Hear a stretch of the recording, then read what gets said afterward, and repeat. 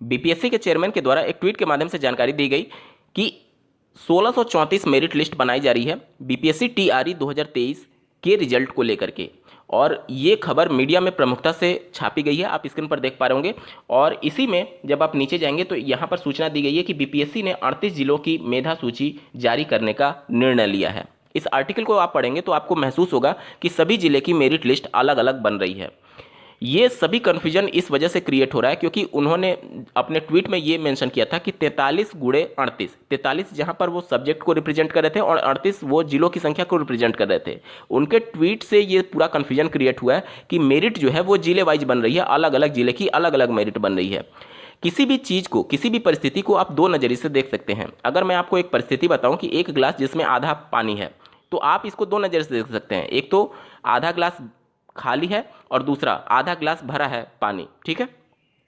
तो उस कंडीशन में आप किस पॉइंट ऑफ व्यू से, किस नज़रिए से देखते हैं, वो ज़्यादा इंपॉर्टेंट होता है। अब मीडिया में जो खबरें चल रही हैं वो उन्होंने 38 से जो मल्टीप्लाई उन्होंने किया था उसको देख करके ये मीडिया में खबरें छाप दी कि 38 जिलों का अलग अलग मेरिट बन रहा है। लेकिन ये दो परिस्थितियों में से एक ही परिस्थिति को केवल ध्यान दे रहे हैं, दूसरी परिस्थिति को इग्नोर कर दे रहे हैं। यहाँ पर मैं आपको पूरा एक्सप्लेन करूंगा कि मेरिट कैसे कॉमन बनेगी और कॉमन होते हुए भी जिले वाइज कैसे अलग अलग कट ऑफ जारी होगा। नमस्कार दोस्तों, मेरा नाम है नीरज, आप देख रहे हैं कैरियर बिट यूट्यूब चैनल। अगर आप इस चैनल पर पहली बार विजिट कर रहे हैं तो इसको सब्सक्राइब करते हुए बेल आइकन को प्रेस करना ना भूलें। स्क्रीन पर आप बीपीएससी के द्वारा जारी ऑफिशियल नोटिफिकेशन देख पा रहे होंगे। इसमें प्राइमरी में टोटल 3 सब्जेक्ट हैं। इसके बाद से माध्यमिक की बात करें तो टोटल 10 सब्जेक्ट हैं और उच्च माध्यमिक की बात करें तो टोटल 30 सब्जेक्ट हैं। तो 3 + 10 13 और 30 43 और टोटल 38 जिले हैं। तो 43 गुणे 38 करके उन्होंने 1634 का जिक्र किया था अपने ट्वीट में। अब यहाँ पर भगवान का शुक्र मनाइए कि ट्वीट लिखते समय उनके संज्ञान में ये नहीं था कि 50% महिलाओं को आरक्षण दिया गया है। इसका मतलब तो ये है कि महिलाओं के लिए अलग कट ऑफ होगा और पुरुषों के लिए अलग। आप भगवान का शुक्र मनाइए कि ये संज्ञान उन समय उनके ध्यान में नहीं होगा, अन्यथा वो 2 से और मल्टीप्लाई करके 3268 कर देते कि हम 3268 मेरिट लिस्ट बना रहे हैं। देखिए, जब भी कोई वैकेंसी निकलती है तो पहले सभी जिलों से उसके लिए कितनी विज्ञप्ति है वो मांगा जाता है, कितने आंकड़े हैं वो मांगा जाता है, और सभी जिलों को जोड़ करके फाइनल उस स्टेट में कितनी वैकेंसी है किसी भी पोस्ट के लिए ये चीज़ें डिसाइड होती हैं। अब यहाँ पर जो बिहार की शिक्षक भर्ती है इसमें भी प्राइमरी, माध्यमिक और उच्च माध्यमिक में अलग अलग जिलों को मांगा गया था और उन सभी को जोड़ करके टोटल सीट के सापेक्ष वैकेंसी निकाली गई थी। अब ध्यान देने वाली ये बात है कि जो टोटल सीट होती हैं उसका फिर आरक्षण निर्धारित होता है कि मान लीजिए अगर 100 सीट है तो 100 सीट में सबसे पहले ओबीसी का, एससी का, एसटी का, स्टेट के पॉलिसी के अनुसार जो भी वहाँ पर आरक्षण के नियम होंगे उसके अनुसार सीटों को रिजर्व कर दिया जाता है। ईडब्ल्यूएस का ओपन में से, अनरिजर्व में से ही 10% सीटें दी गई हैं। तो टोटल जो ओपन सीटें या फिर अनरिजर्व सीटें कह लीजिए वो 40% बचती हैं। तो उस कंडीशन में कैटेगरी वाइज सबसे पहले सीटों का अलग अलग बंटवारा होता है, ठीक है। और उसके बाद से जब कैटेगरी वाइज सीटें बट गई तो आप अपने नोटिफिकेशन में भी इसका जिक्र देख पा रहे होंगे। तो आप खुद सोचिए कि एक कॉमन परीक्षा दे करके कोई एक अभ्यर्थी, अगर एक ही जिले में सबसे ज़्यादा आवेदन आए होंगे अगर वहाँ पर पोस्टिंग के लिए, क्योंकि ऑनलाइन आवेदन करते समय आपसे 3 जिले का प्रेफरेंस मांगा गया था। मान लीजिए कोई एक पर्टिकुलर जिला है जिसमें सबसे ज़्यादा प्रेफरेंस अभ्यर्थियों के द्वारा भरा गया, उस कंडीशन में तो जाहिर सी बात है उसकी मेरिट हाई चली जाएगी। और कोई एक जिला जिसमें बहुत कम अभ्यर्थियों ने आवेदन किया था तो उसमें कट ऑफ जो है वो बहुत कम चली जाएगी। तो इसका मतलब क्या ये समझा जाए कि एक जिले में कट ऑफ बहुत ज़्यादा हाई जा रही है और दूसरे में बहुत ज़्यादा कम लो जा रही है? तो ये ऐसे चीज़ें नहीं होती हैं। इस तरीके से आप देखेंगे तो आर्टिकल 14 का सीधे तौर पर यहाँ पर हनन हो जाएगा अगर जिले वाइज मेरिट बनाते हैं आप। मेरिट जिले वाइज बनना असंभव है, वो कॉमन मेरिट ही बनेगी। कैसे कॉमन मेरिट बनेगी, ध्यान से समझिएगा।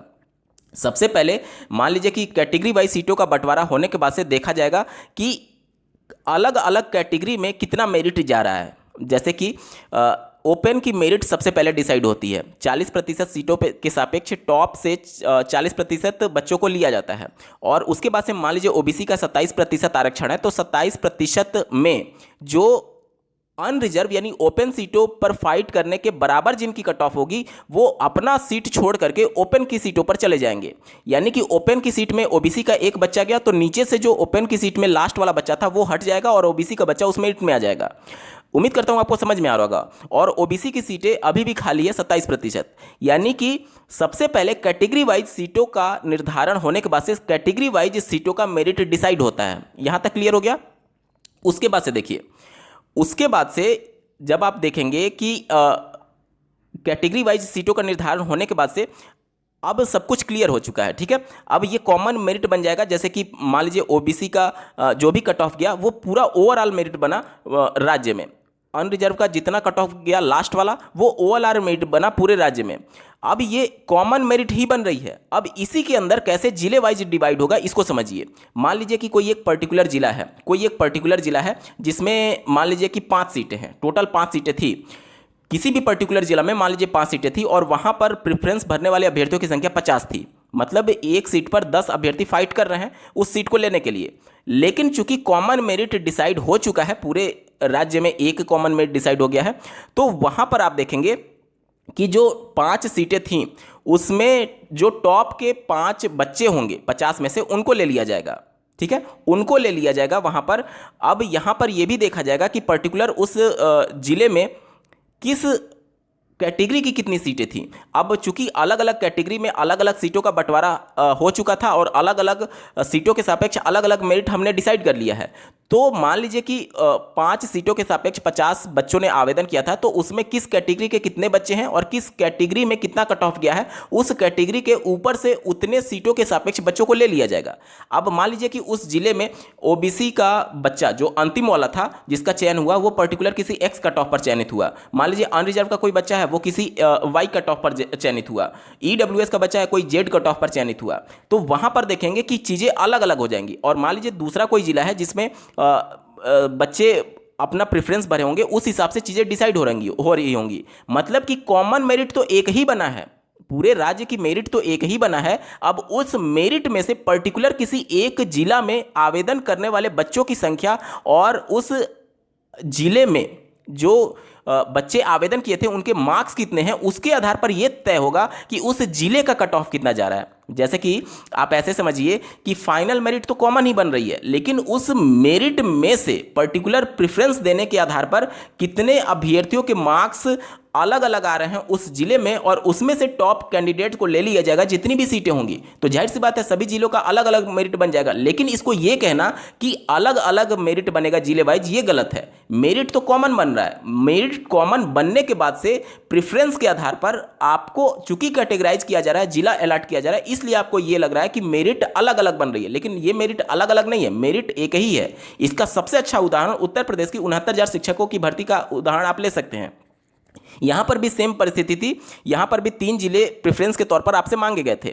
यहां पर तो 75 जिले मांगे गए थे प्रेफरेंस के तौर पर, लेकिन यहां पर परिस्थिति अलग थी। उत्तर प्रदेश में क्या हुआ था कि आपका परीक्षा होने के बाद से जब आपका रिजल्ट जारी हो गया, रिजल्ट जारी होने के बाद से आपको हायरार्की के तौर पर जिले को सेलेक्ट करना था। यहां पर टोटल 75 जिले हैं, तो 75 जिलों को आपको प्रेफरेंस के तौर पर देना था। लेकिन बिहार में क्या है, यहां पर परिस्थिति अलग है। आवेदन करते समय ही आपसे 3 जिले का प्रेफरेंस मांग लिया गया था। तो यहां पर आपको ध्यान ये देना है कि 3 जिले में से अगर मान लीजिए कोई जिला आपको अलॉट नहीं होता है, उस कंडीशन में होगा ये कि जो भी आपका मेरिट होगा उसके आधार पर आपको रैंडमली जिला अलॉट कर दिया जाएगा। 3 में से जो आपने प्रेफरेंस दिया अगर आपका अलॉट नहीं हुआ तो फिर रैंडमली आपको जिला अलॉट कर दिया जाएगा। ठीक है, यहां तक क्लियर हो गया।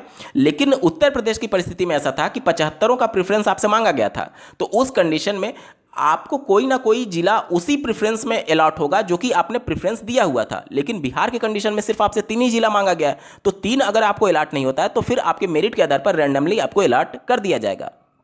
ठीक है, सबसे पहले आपका फर्स्ट जो प्रेफरेंस है उसको देखा जाएगा। अगर उसमें आपका नंबर नहीं आ पा रहा है तो फिर सेकंड प्रेफरेंस देखा जाएगा, फिर उसमें भी नहीं आ पा रहा है तो फिर थर्ड प्रेफरेंस देखा जाएगा। और अगर उसमें भी नहीं आ पा रहा है लेकिन ओवरऑल मेरिट में आप हैं तो आप तो हकदार हैं चयन पाने के लिए। तो 3 जिले जो कि आपने प्रेफरेंस के तौर पर दिया था उसमें आपका नहीं हुआ, तो फिर आपका चौथा जिला देखा जाएगा। आपके मेरिट के आधार पर रैंडमली आपको अलॉट कर दिया जाएगा बीपीएससी के माध्यम से। यानी कि जिला वाइज मेरिट नहीं बनेगी, मेरिट तो कॉमन ही बनेगी, लेकिन चूंकि जिला वाइज आपको अलॉट किया जा रहा है, इसलिए उस जिले में सीटों के सापेक्ष और टोटल अभ्यर्थी जिन्होंने प्रेफरेंस भरा था और उनके मार्क्स कितने हैं उसके आधार पर आप कह सकते हैं कि हाँ जिला वाइज अलॉट के कंडीशन में मेरिट आपको अलग अलग दिखेगी। लेकिन इसको यह कहना कि मेरिट अलग अलग बन रही है जिले वाइज, वो सरासर गलत है। मेरिट कॉमन ही बनेगी, लेकिन अलॉट करते समय चूंकि उतने बच्चों को अलॉट किया जाएगा और उनका लास्ट वाला जो नंबर होगा, कट ऑफ होगा, वो आप कह सकते हैं कि वो मेरिट होगी। तो उस हिसाब से आपको लग रहा है कि जिले वाइज मेरिट बनेगी, लेकिन ये नहीं, ये कॉमन ही मेरिट है। उम्मीद करता हूं आप सभी के डाउट क्लियर हो गए होंगे। इस वीडियो को देखने के लिए आपका बहुत बहुत धन्यवाद। भगवान करे आपका दिन शुभ हो।